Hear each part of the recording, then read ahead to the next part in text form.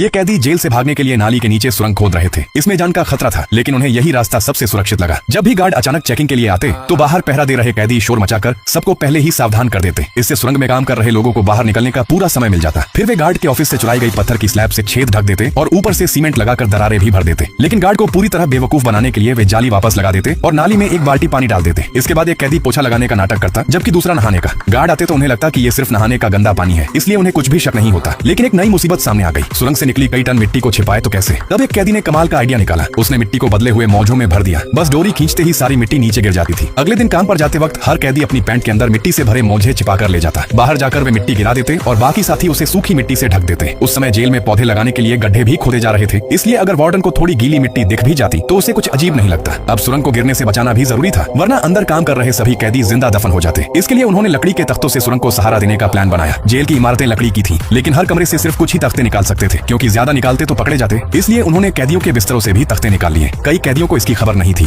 वे पहले की तरह जोर से बिस्तर पर बैठे और बिस्तर टूटने से धड़ाम से नीचे गिर पड़े। एक और दिक्कत थी, सुरंग जितनी लंबी होती गई अंदर ऑक्सीजन उतनी कम होती गई। इसे ठीक करने के लिए उन्होंने एक बेलो यानी हवा फेंकने वाला पंप बनाया। फिर खाने के खाली डिब्बों को जोड़कर एक लंबी वेंटिलेशन पाइप तैयार की, जिससे सुरंग के अंदर लगातार हवा पहुंचती रहे। अब उनकी लगभग सारी परेशानियां खत्म हो चुकी थी। खुदाई तेज हो गई और कुछ ही समय में करीब 100 मीटर लंबी सुरंग तैयार हो गई। अब वे आराम से भाग सकते थे। लेकिन उसी दिन इंडिपेंडेंस डे था। कई कैदियों ने कैंटीन से आलू चुराए और उन्हें देसी शराब में बदल दिया। उन्होंने सोचा कि भागने से पहले आजादी का जश्न मना लिया जाए। लेकिन जब सभी कैदी यार्ड में जश्न मना रहे थे, तभी वार्डन ने गार्डों को डॉर्मेट्री की तलाशी लेने भेज दिया। वहाँ एक गार्ड के हाथ से गलती से गर्म पानी जमीन पर गिर गया। अगले ही पल वो पानी तेजी से बहता हुआ सीधे सुरंग की तरफ जाने लगा। नेक्स्ट पार्ट के लिए कमेंट में यश टाइप करें।